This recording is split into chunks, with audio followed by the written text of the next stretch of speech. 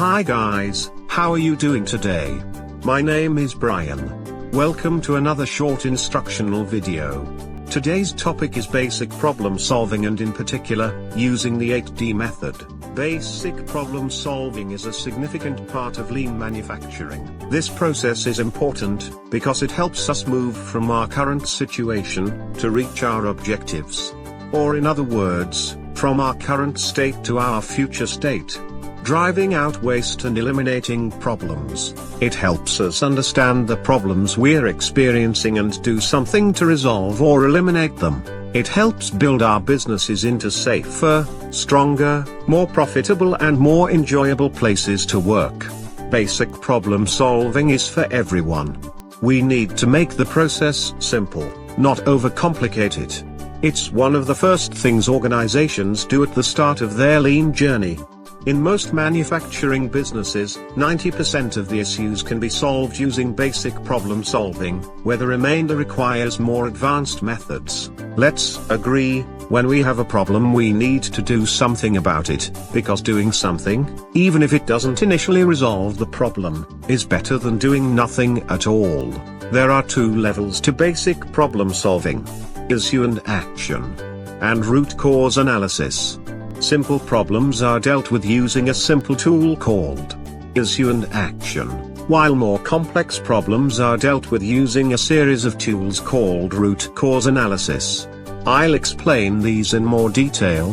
When we have a problem, we need to try and understand what has created the problem, what's the underlying cause. Sometimes we only see the symptoms, and what's really causing the problem is hidden. We call this the root cause. Sometimes the root cause is obvious, so we just apply an action. Sounds pretty simple, hey? This is the most common form of basic problem solving. Thanks to Nike, I call it just do it. But sometimes we don't know what the root cause is. The root cause can be tricky or hidden and sometimes not obvious at all. This is when we need root cause analysis. This requires more thinking, more teamwork and more discipline in following the root cause analysis process and the tools. I'm going to focus my remaining time only introducing, and not detailing basic problem solving, using a popular methodology called 8D. The 8D methodology has 8 simple steps. We're using the basic problem solving form shown here. It's pretty easy, just follow the sequence. The first step is grasp the situation. This is where we define the problem. We ask some simple questions to better understand the problem. What is actually happening?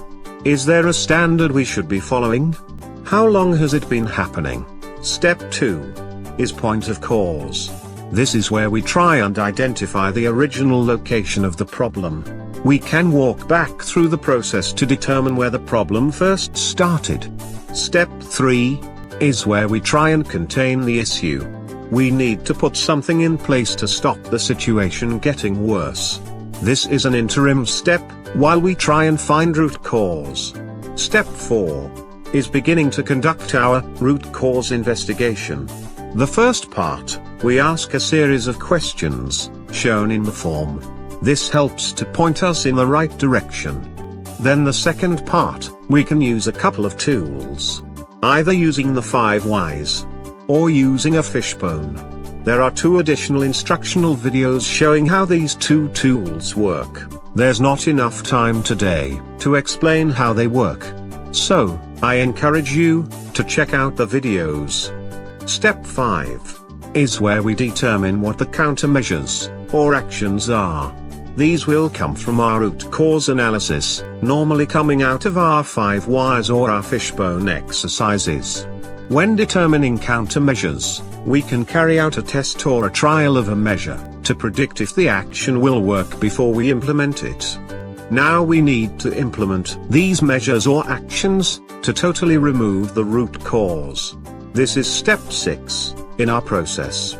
Remember, actions require an owner and a clear due date.